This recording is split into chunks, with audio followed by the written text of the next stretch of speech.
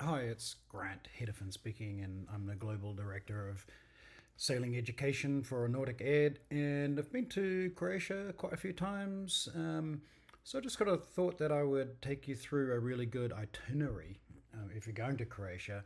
And also, if you're going to Croatia, NauticEd, we are yacht charter agents as well, so we can hook you up with good companies there. We know all the good companies, we know the not so good companies. We don't charge you a fee.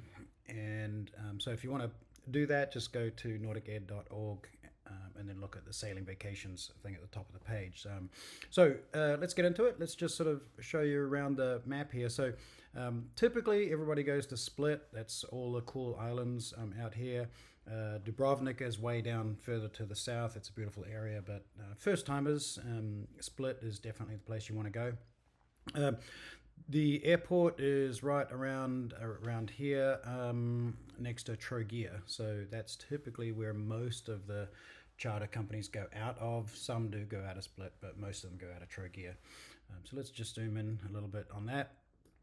And there's Trogir. There's a little marina just a little bit further down. It's called Marina Bautic. And it looks like Bayotic, but it's really Bautic. And there's a little water taxi there. Trogir itself is just this beautiful little town, village. It's hundreds and hundreds of years old, so you certainly want to spend a couple of nights there. And then also, just going back to Split, the Diocletian Palace is in Split. It's just amazing. Spend a couple of nights in the palace. You can do an Airbnb in there. It's very, very, very old. There's beautiful shops and restaurants and everything in there, so that's not to be missed for a couple of nights as well. All right, so back to Trogir. So you're going to head off on the first day. Typically, that's going to be Sunday morning. You'll spend the first night on the boat in the marina in Trogir the Saturday night, and then you'll head off Sunday morning. And you know what we did was we just came around to this little bay here, and look, I am not going to try to pronounce Croatian names. It's just impossible. So I'm just going to point them out, and you'll be able to see them where we stopped. And it was the first little swim stop, just for lunch kind of thing. So that was great. Made our way all the way down to here, down to Milna, and that's on the island of Brač. And that's just a beautiful little town there with a fantastic marina. And as you go through this, just click on each little place and it'll give you a nice little photograph. Then you'll cut through here between Brač and Sholta. This is the island of Sholta here to the left.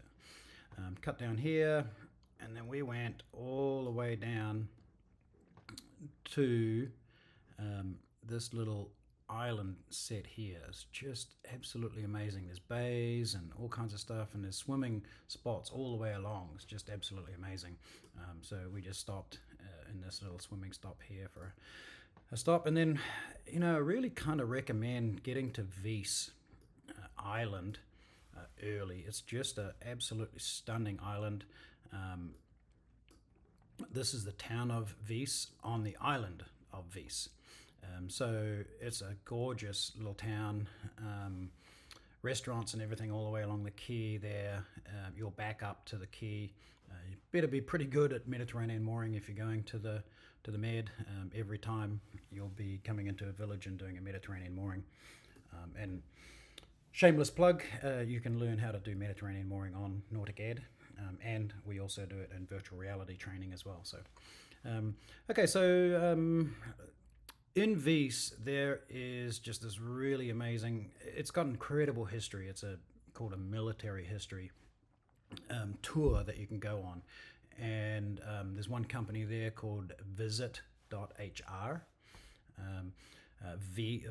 VIS, right, for Vis, and then IT, so Visit or Visit. .hr, and you can look them up, and then you can just order a little military tour, and they'll actually take you around the island in on 4x4s, and you can visit the history of the island.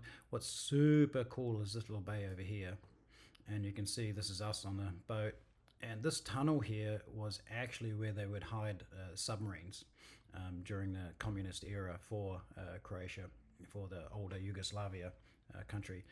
That's beautiful when you get a tour all the way through there and everything, and this little bay is absolutely stunning, so don't miss that. Some people, you can do rent electric bikes, and you can do a tour all the way around the island. This is another beautiful little town over here called Komiza, and you can visit there as well. Unfortunately, you're going to start running out of time when you go to Croatia. If you're doing a 1-week itinerary, we highly recommend 2 weeks, and we can help you out with an itinerary on that as well if you want. So after leaving this beautiful little bay, we went back for another swim over here, and that was just another gorgeous little bay for a swim. And then what we did was something really cool. We went to this place over here, and it's called Lonely Paradise, and it's a beautiful little cove, and the restaurant in Lonely Paradise is to die for. And you have a traditional peka, which is a sort of a wok barbecue thing that the Croatians do. It's absolutely amazing. So you go into this little bay here, you got to order ahead, you grab a mooring ball and take a long line ashore, because the mooring balls are pretty close together, so you don't want boats banging into each other. So then after that, we went for another beautiful little swim stop down here, and that was just an amazing little spot. And this is back on the town of Var. No, that's Brač, I'm sorry. And then we went to Starigrad, which is another just beautiful little town. So you're not to be missed on that one. Over here, we didn't go to this, but it's a pretty cool little sand spit. It's called Bowl, or Golden Horn Beach, so that's absolutely amazing as well. Then we started to make our way back to Sholta, and we came around to this little bay here for a swim, and it was just absolutely awesome. You can see all these little bays are just absolutely amazing.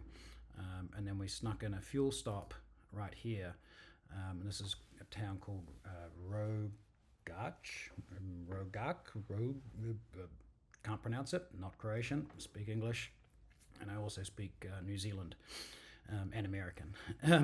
Right, so we did that in sort of the daytime, about 2 o'clock or something, filled up with fuel, and then we went all the way back into Trogia.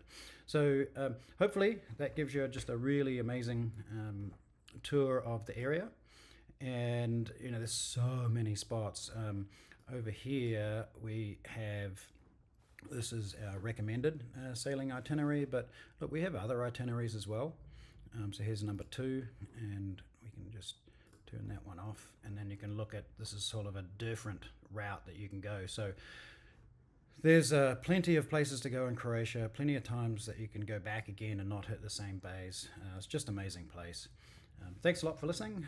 Hope this was very helpful, and if you ever want to go to Croatia, let NauticEd know and we'll help you out, and we'll book a boat for you. And also, you're gonna need a sailing license to go to Croatia.